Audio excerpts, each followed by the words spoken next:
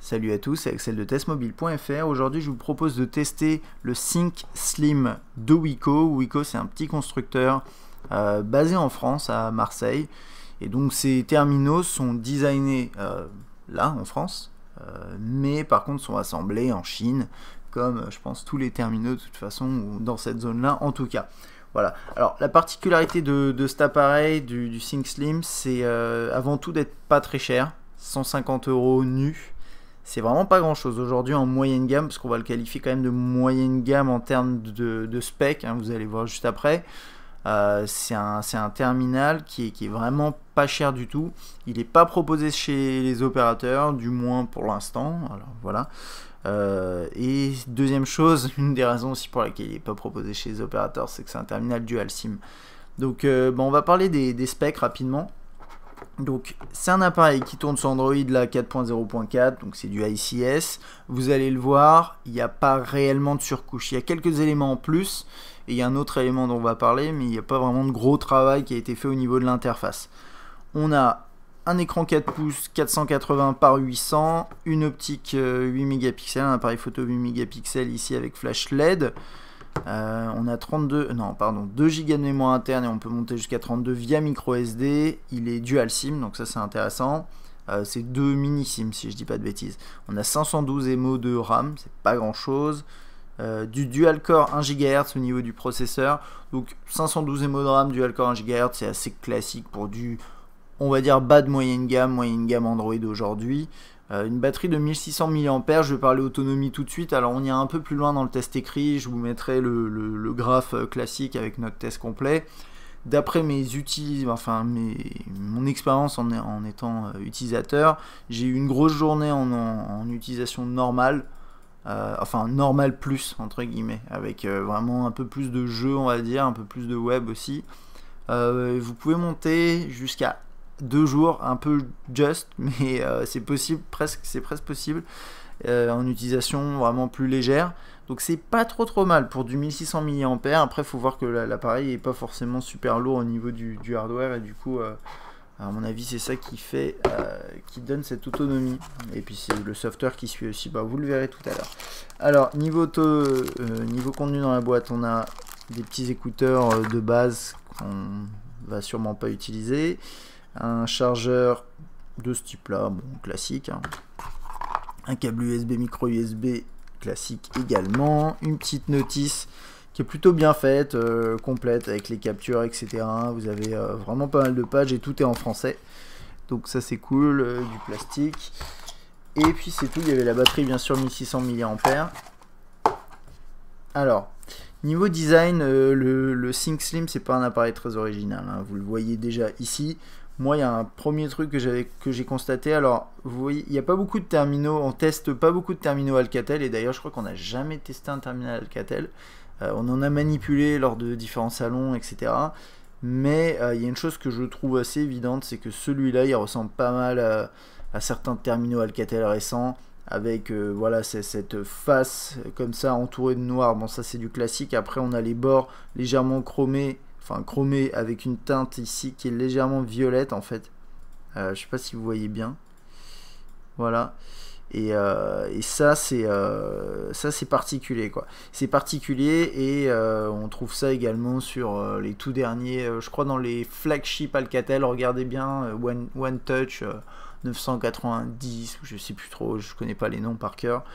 Vous avez des terminaux qui ressemblent pas mal à ça. Alors en soi c'est pas un problème, hein, je veux dire, l'appareil est bien, c'est du 4 pouces, on a droit au niveau du design à une finition soft touch à l'arrière, un plastique bien assemblé globalement. Moi j'ai pas grand chose à dire là-dessus, hein. C'est du très basique, c'est pas exceptionnel, on le sent en main, il est léger tout en étant pas si fin que ça, malgré le fait qu'il s'appelle Slim. J'ai pas la taille sous les yeux, attendez, je vais vous la sortir parce que c'est peut-être intéressant, mais je trouve qu'il est pas si fin que ça, et j'ai pas la taille ici. Ouais, 9,9 mm d'épaisseur, c'est pas mal, mais c'est pas non plus exceptionnel. Cela étant, enfin, quand on prend en compte son nom, et en même temps à 150 €, on a l'habitude de trouver des terminaux de cette taille-là à peu près, donc c'est pas vraiment une surprise. Niveau ergonomie, donc on va parler un peu boutons et différents éléments. Donc là où vous avez quelques capteurs et une caméra frontale. Ensuite, en bas, vous avez quelques touches sensibles, les classiques. Celle-là elle est un peu étrange, mais c'est le bouton menu, hein, tout simplement. Sur la droite, on n'a rien du tout à part l'ouverture ici pour accéder à la batterie. Rien en bas. Sur la gauche, le bouton de volume voilà, qui se situe ici. Et là-haut, en fait, c'est là où on a quasiment tous les petits éléments. Le port micro USB, le bouton on-off, verrouillé, déverrouillé et le jack 3.5. À l'arrière, on a l'appareil photo, 8 mégapixels, dont on parlera niveau qualité plus dans le test écrit. Vous verrez les échantillons. Le haut-parleur, le logo Wiko, puis c'est à peu près tout. Je trouve, petit truc d'ergonomie, le bouton on-off, verrouillé, déverrouillé ressort vraiment pas assez. On va regarder ça, mais enfin vous voyez. Je sais même pas si on peut dire qu'il ressort. Voilà, c'est très léger, beaucoup trop léger d'ailleurs. Quand vous appuyez dessus, c'est difficile d'être sûr que vous avez vraiment bien appuyé dessus avant de voir l'écran s'allumer en fait finalement. On déverrouille l'appareil en appuyant sur le bouton en haut, bien sûr. Vous avez cet écran là, avec possibilité d'accéder rapidement à l'appareil photo ou de déverrouiller l'écran. Vous avez quelques informations qui s'affichent, mais pas grand chose. Première chose à savoir, niveau interface, c'est que ça va être du Android 4.0 assez classique, avec quelques changements au niveau des icônes. Il y a d'autres éléments, on va les voir tout au long du test. Il y a autre chose par contre, c'est que vous avez un launcher qui est préinstallé. Alors c'est un petit peu, c'est assez original. Ça s'appelle Go Launcher, c'est un des plus gros qui est disponible sur le Play Store. Que dire par rapport à ce choix? Je dirais que bon, c'est bien. Après, des launchers, vous pouvez les installer vous-même. C'est juste qu'ils vous donnent la possibilité de l'avoir dès la sortie de la boîte. En plus, celui-là, c'est un launcher qui est gratuit. Donc, la valeur ajoutée de l'avoir préinstallé, elle n'est pas énorme. Mais je peux vous montrer. Voilà, hop, vous le sélectionnez comme ça. Et là, vous avez l'interface. Alors, à mon avis, ils ont peut-être un thème particulier qu'ils ont installé, parce que Go Launcher, vous avez quand même pas mal de fonctionnalités. Et donc là, voilà, on a, hop, on a ça ressemble à ça. C'est plutôt sympa.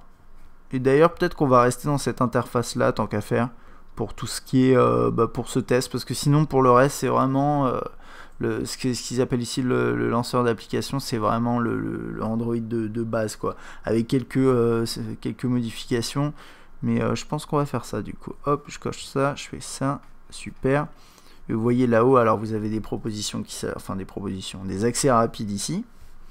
Et ça c'est pas dans le launcher en tant que tel, c'est vraiment Wiko qui l'a ajouté. Hop. Avec les notifications, enfin bon, le gros classique ici, l'accès rapide aux paramètres. Bon là, avec ce launcher là, on a les petits effets en 3D comme ça. C'est plutôt fluide, il n'y a pas de souci là-dessus. Vous pouvez accéder aux différentes pages de cette manière-là également. Ensuite là, quand vous restez appuyé, donc bien sûr, c'est avec Go Launcher que ça se passe. Vous avez les différentes applications. Vous avez des widgets ici. Donc des widgets de Go Launcher et également autre chose, enfin d'autres éléments, les fonds d'écran. Là vous pouvez changer les différents effets, verrouiller, etc. Je vais pas trop m'attarder là-dessus, on va plutôt parler performance et interface dans Android même, puisque là toute cette partie page d'accueil, menu des applications, c'est, disons que vous allez devoir entre guillemets le personnaliser comme vous voulez. Disons de base c'est Android classique, et puis ensuite après si vous avez envie d'aller plus loin vous pouvez changer ça, mais c'est vraiment un choix. Et d'ailleurs il y a un truc qui est important et qui est un petit peu représentatif de ce petit côté un peu à la main de personnalisation de l'appareil, etc. C'est que les mises à jour sont à faire à la main. Alors en fait, pour faire une mise à jour, il faut aller télécharger un zip qui est sur le site de Wiko. Ensuite, vous le mettez sur la micro SD ou sur la mémoire de l'appareil. Ensuite, vous faites mise à jour système. Alors moi, j'en avais mis un. Là, je l'ai supprimé parce que j'arrivais pas à la faire. Ça n'a pas fonctionné. Alors bon, j'ai pas essayé d'insister parce que j'ai regardé le changelog de la mise à jour et c'est pas énorme. Mais via la mise à jour que j'ai pas pu faire, vous avez la possibilité ensuite de faire les mises à jour sans fil. Donc a priori, à partir de cette mise à jour là qui est tombée là en décembre, novembre, vous avez la possibilité de faire des mises à jour via FOTA. Donc je crois que c'est ça que ça fait. Après pour le reste, il y a des améliorations de performance du GPS et la possibilité d'installer des applications sur la carte mémoire. Bon voilà, c'est des détails. Donc pour ce test là, même s'il n'est pas sous cette toute dernière version, c'est pas dramatique. Ok, ici vous avez ce système là, vous commencez à taper un numéro, vous avez des propositions qui s'affichent. Et il y a un truc qui est intéressant, c'est que voilà, si vous connaissez Android 4.0 de base, ça ressemble pas exactement à ça. Et là, ici, on a quelques petites options en plus, comme par exemple la proposition de numéro. Là, ici, les icônes, elles ont l'air un peu plus grosses. Enfin bon, on va pas passer en revue tous les changements par rapport à Android de base, mais c'est intéressant. Donc là, on a ça, avec les tris ici. Toc. Les contacts. Donc, ils s'affichent de cette façon. On va y accéder différemment, puisque par ce menu-là, c'est pas très intéressant. Voilà. Ça, c'est vraiment les contacts de base, hein, tels qu'on les connaît. Donc j'accède à un contact. Alors là, j'avais synchronisé avec Facebook, mais ça s'est pas trop bien goupillé, donc je sais pas trop pourquoi, mais vous inquiétez pas, normalement vous pourrez synchroniser notamment les avatars avec Facebook. Maintenant, de base dans Android 4.0, vous n'avez pas une intégration vraiment complète des options sociales comme ça. Voilà, je rentre dans un contact, je peux l'appeler, j'appuie sur son avatar, j'ai cette fenêtre là qui s'ouvre, je peux mettre un raccourci vers le contact sur l'écran d'accueil. Enfin bon, ça c'est du Android de base. Niveau du multitâche, on n'en a pas parlé, mais ça se passe comme ça. Hein. Hop, voilà, vous pouvez cacher les processus de cette façon là. Enfin bon, c'est vraiment classique. Le menu principal, on a dit qu'on n'en parlera pas trop, mais je vous le montre comme ça. Là, c'est avec le launcher. Hop, on a les applications récentes, les applications en cours avec l'affichage de la RAM en bas. Enfin, c'est une application qui fonctionne bien. Et dans les paramètres, vous avez ça. Gestion de la SIM, bien sûr. Alors là, j'ai aucune SIM insérée, on n'est qu'en Wi-Fi pour le test. Mais bon, bah voilà, vous avez 2 ports SIM, donc vous pouvez mettre 2 SIM en même temps, c'est plutôt pratique. Voilà. Que dire de plus? Dans le stockage, vous avez 2 Go qu'on voit ici. Ça, c'est pas mal parce que c'est 2 Go affichés dans les specs et vous avez 2 Go au final. Bon, après, je conseille quand même d'utiliser une micro SD, c'est quand même pratique. Et puis, je crois que c'est à peu près tout. Et justement, vous allez dans à propos du téléphone et là, vous n'avez pas l'utilitaire de mise à jour. Ça, il faut y accéder via le menu. Enfin, c'est un petit peu particulier, je trouve. Mais bon. Voilà. Ok, donc ça, c'était pour ce menu-là. Au niveau des messages, c'est classique avec tous les discussions qui s'affichent par contact. Hop, je vais en lancer une. Alors faites pas attention pour l'instant au clavier. Moi j'ai choisi d'installer SwiftKey Flow ici. Mais vous pouvez, bien sûr, de base, vous avez... Alors ça va pas être celui-là, donc ça c'est le clavier QWERTY. Alors, regardez, on en a plusieurs, on a un clavier Android ici. Saisie Google Voice, donc vous n'avez pas vraiment de clavier proposé par le constructeur, mais bon, vous avez celui-là par défaut, qui est déjà pas mal. Voilà. Vous voyez, ça vous propose des mots, ça vous fait des corrections automatiques, ce genre de trucs, donc ça fonctionne bien. En paysage, hop, il est comme ça. Alors, petit écran, hein, donc... sans portrait, c'est pas toujours évident, mais ça reste utilisable quand même, hein, sur du 4 pouces. C'est la limite, on va dire, mais ça fonctionne quand même pas trop mal. Et puis après, bah, si vous avez envie de changer de clavier, vous pouvez en installer d'autres. Donc là, par exemple, j'ai installé SwiftKey Flow ou SwiftKey tout court. Vous pouvez installer n'importe quel utilitaire et taper votre texte. Hein, ça, c'est du grand classique. Ok. On va passer dans le menu, on va regarder un peu ce qu'on a d'autre. Alors actualité, météo, tout ça, on va pas passer dedans, c'est du classique. Là, on a l'application, hop, voilà, d'agenda qui est de base dans Android. On va aller faire un tour dans l'appareil photo. Alors on a une interface qui est la même que dans Android de base, hein. Vous avez compris ça, je pense. Par contre, il y a un petit truc en plus et que j'ai jamais vu dans Android, c'est un deuxième mode en fait. C'est un peu bizarre, je sais pas trop pourquoi il y a ça. Peut-être que c'est une fonctionnalité qu'ils ont activée eux-mêmes, qu'ils ont ajoutée. J'ai pas trop compris la valeur ajoutée de l'option. Alors on va d'abord regarder un peu cette interface. Donc c'est l'interface classique Android. Vous faites la mise au point ici en appuyant. Toc, vous prenez d'autres photos. Là vous zoomez, dézoomez. Ici vous avez un petit menu avec quelques options supplémentaires quand même. Le HDR notamment, dans le mode flash, tout est très réactif et j'aime bien la possibilité de pouvoir défiler comme ça. Je sais pas si c'est possible de base en Android, mais je trouve que ça marche assez bien. Quelques effets de couleur, mode de scène, voilà, avec pas mal de trucs quand même. Toc, et là on accède aux paramètres un peu plus complets. Donc avec teinte, saturation, taille d'image. Alors c'est pas terrible tous ces menus là parce que c'est des petites... vous voyez, il faut appuyer à droite et à gauche pour défiler, c'est pas terrible. On a quand même du 8 mégapixels, alors vous verrez le résultat dans les échantillons. D'après ce que j'ai pu voir pour l'instant, c'est quand même pas terrible pour du 8 mégapixels. Donc comme quoi les mégapixels en tant que tels, ils servent pas forcément à grand chose, à part pour bien sûr avoir de la définition, mais derrière la qualité, elle vient pas forcément de ça. Vous le verrez dans les échantillons. Donc ça c'est pour toute cette partie là photo. Au niveau de la vidéo, ça filme en 720p à paramétrer ici, hein. Donc là vous avez quelques menus pas très pratiques je trouve. Vous pouvez faire haute qualité, élevé et moyen et faible. Et en fait haute qualité ici c'est 720p, après c'est du 480 etc. C'est un peu bizarre comme menu je trouve, j'aime pas trop. J'aimerais bien pouvoir sélectionner autrement, mais bon, voilà.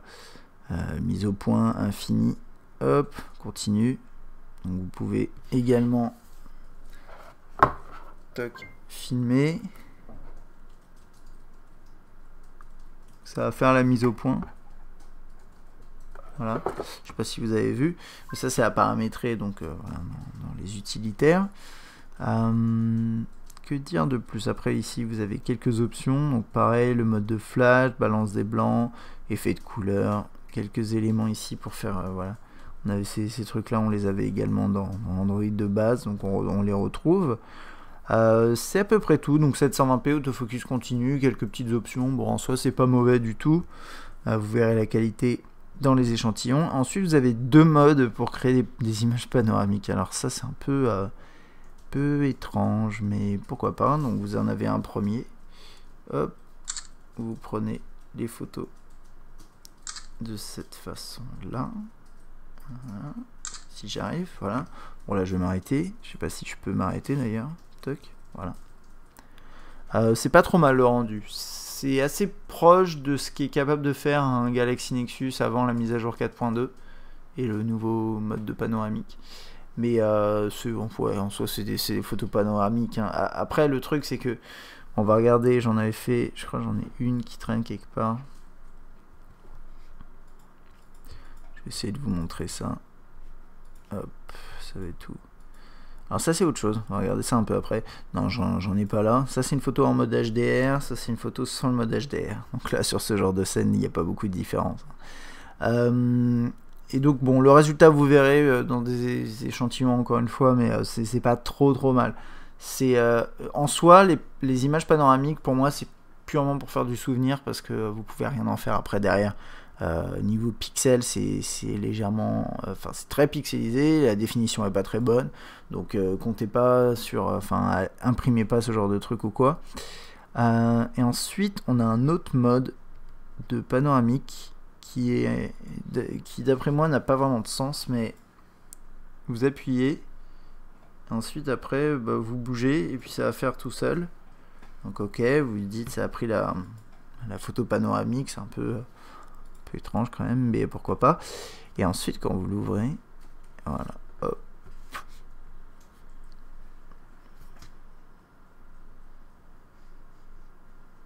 Vous voyez, on dirait une sorte de vidéo qui est contrôlée par le doigt, mais après je sais pas, vous pouvez pas en faire grand chose je crois. Il y a des chances que vous puissiez les partager, et j'ai pas essayé pour tout vous dire. Donc on pourra essayer ça, tiens, on va voir avec Twitter pour voir ce qui nous sort. Bah s'il nous le met comme ça, à mon avis c'est soit une image entière, mais avec voilà, c'est un mode de panoramique qui est différent et qui permet de les consulter de cette façon là, et dont le rendu est super flouté parce qu'il faut aller tout doucement, mais quand vous allez doucement, je vais essayer de vous montrer ça, mais hop, quand vous allez doucement, vous bougez pas,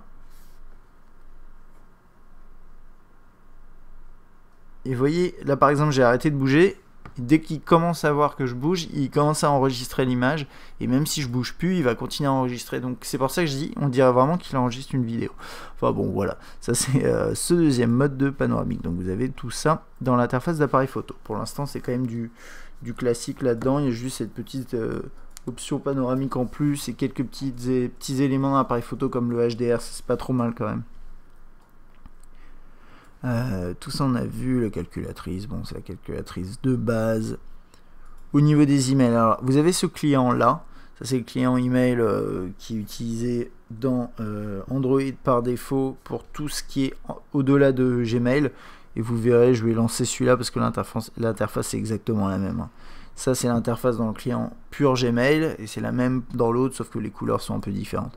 Et puis bien sûr vous avez ici quelques options vraiment faites pour Gmail. Donc là par exemple, voilà, donc vous pouvez mettre des étoiles directement ici, ça marche vraiment bien. Vous avez l'accès aux labels, gérer les labels ici, voilà, ce genre de truc. Donc tout ça, ça marche très bien. De toute façon c'est le client de base, hein.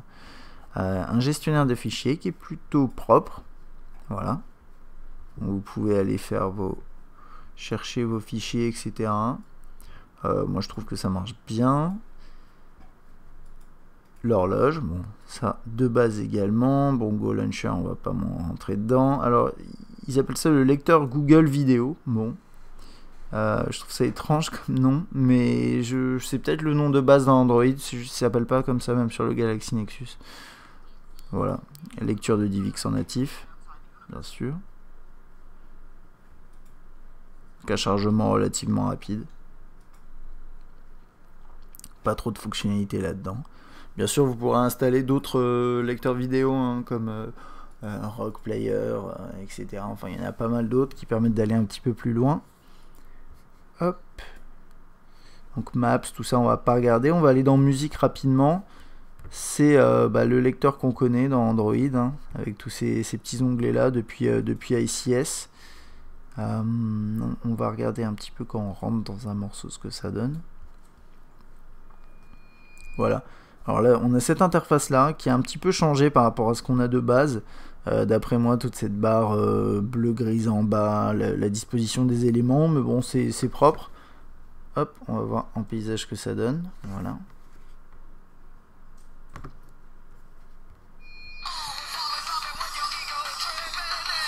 Vous avez la possibilité, vous avez vu, de mettre, non pas en pause, mais de stopper complètement la lecture vidéo, enfin la lecture audio ici. Je vais le relancer. Voilà, ici. Après, vous pouvez avoir des widgets de page d'accueil. Donc, je sais pas s'il y en a un par défaut. Peut-être sur la droite. Non, même pas. Mais bon, ça, vous pourrez en installer un si vous avez envie. Et puis, sur l'écran d'accueil, vous avez absolument rien.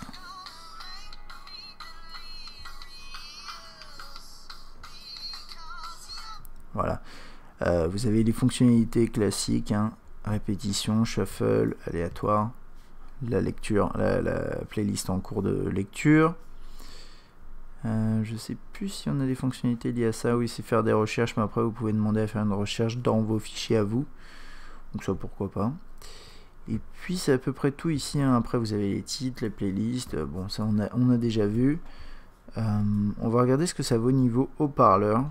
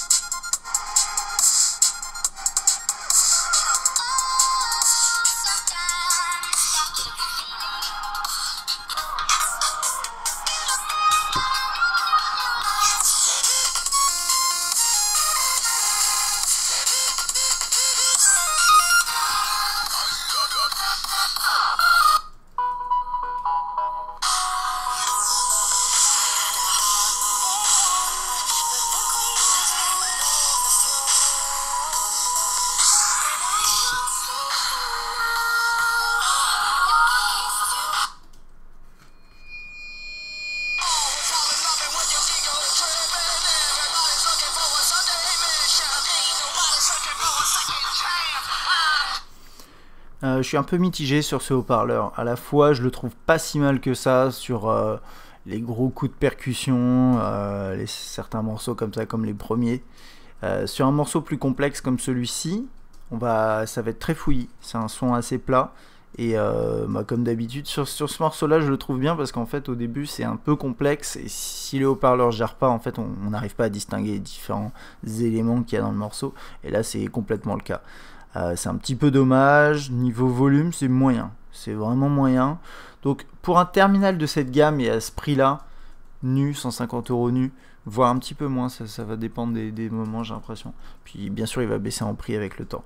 Mais je trouve que c'est pas si mal, c'est classique pour un terminal de ce type.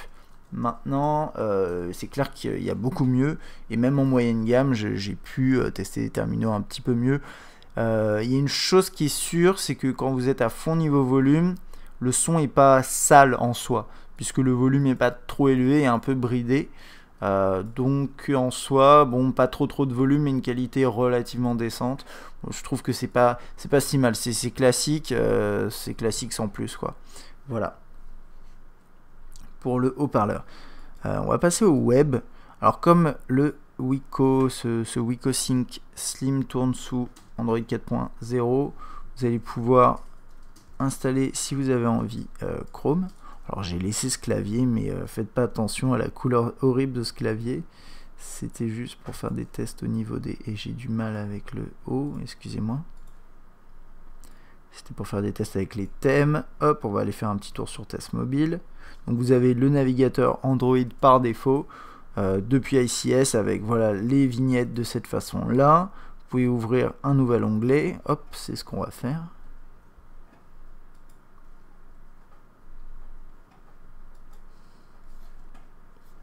Voilà. Toc. Là où vous pouvez accéder à vos favoris, historique, page enregistrée, de manière très classique. Bam. Là, quelques paramètres. Toujours avec le lab. Ici, avec le plein écran, les commandes rapides, etc. Dans les options avancées, vous pouvez enlever tout ce qui est JavaScript, Flash si vous avez envie de fluidifier un peu l'expérience. On va regarder ça d'ailleurs. Le zoom par défaut est sur moyen, bon, très bien.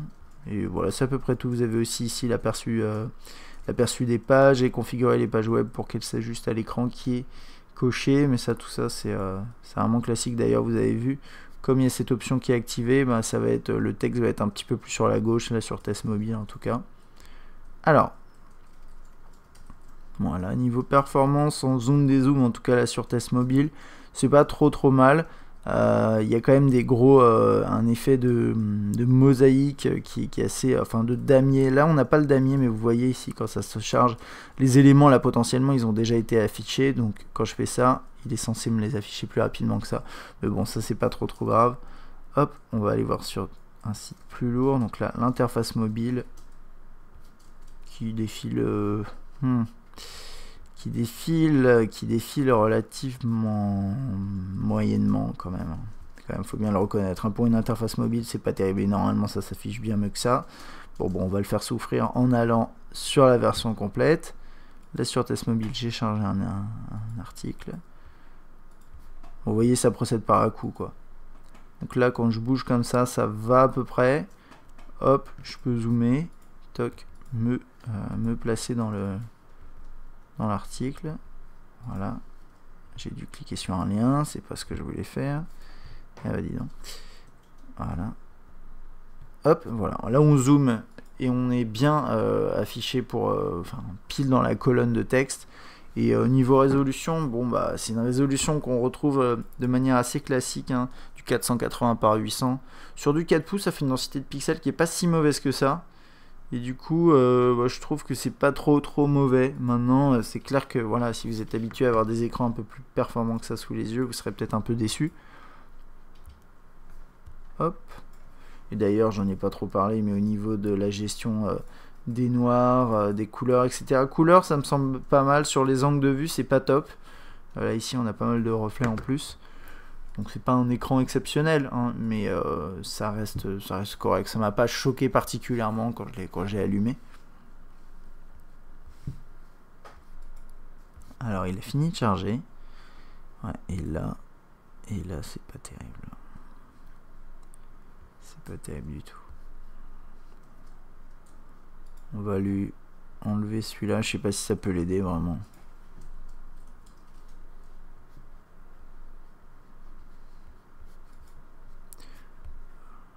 Ouais.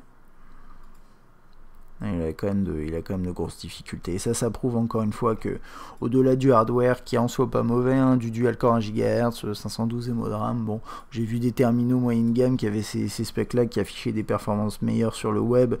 Ça montre qu'il y a l'optimisation logicielle derrière qui fait quelque chose, et peut-être que Android de base avec quelques petites modifications ça suffit pas. En même temps c'est particulier ça, parce que je sais pas, moi j'ai tendance à penser qu'Android de base tourne quand même très bien, mais après il faut essayer de voir à quel point le constructeur a ou non modifié la ROM.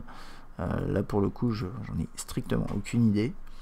Quoi qu'il en soit, c'est pas excellent, c'est loin d'être excellent. Et du coup on va faire un petit test. Alors là on va se remettre sur la home page. Voilà, là on voit un peu le défilement, comment ça se passe. Donc c'est par à-coup, c'est pas excellent. On va juste désactiver certains plugins, enfin tous les plugins. Voilà. Donc là c'est fait. C'est effectivement un peu mieux, c'est un peu mieux. Il y a quelques images qui sont pas affichées, voilà. C'est pas non plus exceptionnel, hein. C'est un petit peu mieux mais pas exceptionnel. Et pour finir là-dessus, on va aller voir dans Chrome ce que ça donne. Là on est sous Chrome. Alors j'ai laissé la version mobile juste pour jeter un œil. Le défilement est géré de manière un peu étrange, avec parfois ça va partir d'un coup, parfois ça va galérer pour descendre ou remonter, mais c'est plus fluide que dans le navigateur ICS de base. On va charger la page d'accueil. Toc.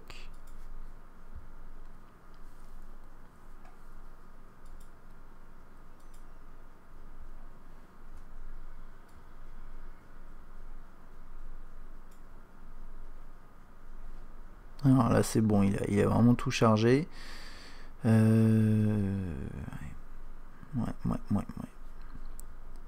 C'est pas excellent. C'est pas excellent non plus. Et en fait, je me demande même si c'est pas un problème au niveau de l'écran tactile. Alors ça, c'est difficile de le définir. Mais vous voyez, il y a des moments vraiment on va défiler, rien va se passer. Il y a des moments où on va défiler, ça va faire un tout petit mouvement, et des moments où ça va descendre toute la page. Voilà, par exemple là, juste avant, j'avais fait un mouvement, ça n'a rien fait. Enfin, c'est assez perturbant. Alors après, une des possibilités, c'est d'y aller doucement comme ça. Pourquoi pas. Mais même là, vous avez vu, normalement, on pouvait encore descendre, et il a refusé de descendre. Enfin, voilà, donc je sais, voilà, vous voyez, là il a rien fait. Après, c'est peut-être là où je mets mon doigt dans l'écran. C'est pas sur du contenu texte uniquement. Est-ce que ça change quoi que ce soit? Je sais pas, potentiellement. C'est en fait à la fois une question de performance et peut-être une légère optimisation logicielle, je sais pas trop. En tout cas sur le web, c'est pas génial sur le Sync Slim, on s'y attendait. Je suis peut-être un petit peu déçu, mais ça reste possible bien sûr de naviguer si vous commencez à optimiser un petit peu. Vous utilisez Chrome, vous enlevez 2-3 plugins, vous faites comme ça, et puis même avec le navigateur de base en soi, c'est pas impossible de naviguer, c'est juste que c'est pas forcément très agréable. Mais je pense que quand on met 150 € dans un terminal nu Android, on sait un peu à quoi on s'attend. Là ici, bon, on le voit bien, quoi. Bon, c'est un peu dommage, mais c'est comme ça. Navigation, en fait, bon, on va pas lancer, hein, mais c'est Google Maps, le Play Store, Radio FM, etc. SMS, MMS. Je crois que on a fait à peu près le tour. Hein. On a fait le tour, il manque juste la galerie. Qui est là, qui est la galerie classique ICS. Voilà, il n'y a pas grand chose à dire là-dessus. C'est cette galerie qu'on connaît vraiment bien depuis le temps, avec les systèmes de partage ici en fonction des applications que vous avez installées. Vous pouvez défiler ici en bas. Donc en soi, enfin, on a toutes les fonctionnalités d'ICS sur un terminal à 150 € et ça va être l'occasion de conclure. Hein, mais voilà, donc.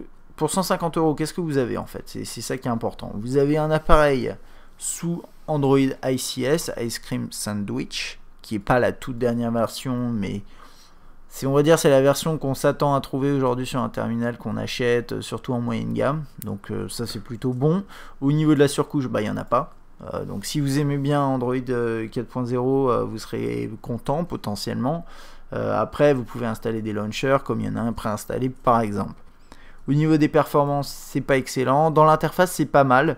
Il y a un dernier truc, alors attendez, parce que là j'étais en train de conclure, mais il y a un dernier truc que j'aimerais bien vous montrer, parce que ça m'a plutôt plu, donc je pense que ce serait dommage de ne pas en parler, mais je vais continuer de conclure. Mais sur le web, c'est pas excellent, ça vous l'avez vu, vous pouvez ajuster un peu pour que ce soit meilleur, mais c'est pas non plus dingue. Au niveau des interfaces qu'on trouve, des applications, il n'y a aucune vraie valeur ajoutée de la part du constructeur, donc ce sera à vous de compléter par les applications que vous téléchargez, ce qui n'est pas plus mal en soi, hein, ça peut plaire à pas mal de monde. Toc. Je vais lancer ce jeu là en attendant. Voilà. Que dire de plus? Niveau autonomie, c'est pas trop mal, donc ça c'est bien. L'appareil photo 8 mégapixels, sur le papier c'est intéressant, en réalité c'est légèrement moins, mais vous le verrez dans les échantillons. L'interface est bien, il y a des modes panoramiques, il y a 2 modes panoramiques, pourquoi pas, qui d'après moi font la même chose, mais bon, il y en a un qui le fait même moins bien. Vous avez un slot micro SD, ça c'est bien, pour monter jusqu'à 32 Go. Et vous avez bien sûr ce côté dual SIM, dont on n'a pas beaucoup parlé parce que c'est difficile de tester ce genre d'aspect sans carte SIM. Mais c'est quand même pas mal.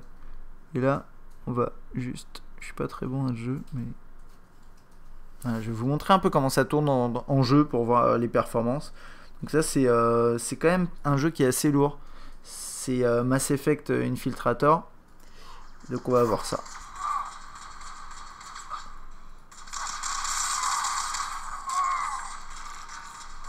Je suis en train de me faire exploser. Voilà. Donc hop, on va en refaire.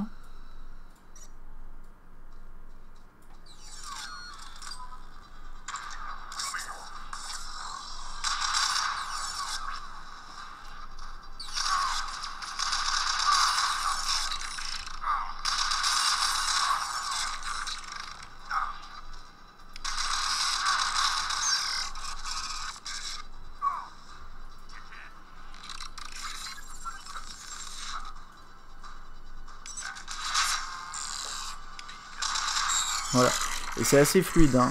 Ça marche quand même vachement bien. Donc je trouve ça plutôt rassurant niveau performance. Je pense qu'en jeu vous allez pouvoir vous amuser. Je pense à des jeux comme Dead Trigger, ou bien des jeux comme ça qui sont un peu optimisés. Même en 3D, apparemment, c'est pas vraiment un problème. Donc ça c'est aussi dû aux développeurs qui bossent de plus en plus sur l'optimisation de leur jeu, même pour des appareils pas très puissants. Et je trouve que là, par exemple, hein, sur ce jeu-là, c'est bien. C'est même très bien, quoi. C'est complètement jouable. Alors il y aura peut-être des moments où s'il y a beaucoup d'animation à l'écran, ce sera compliqué, mais là, dans l'état, vous avez vu, ça tourne bien. Voilà, je pense que j'ai fait à peu près le tour sur ce Wiko Sync Slim. Est-ce qu'il faut l'acheter? Est-ce que 150 € c'est intéressant?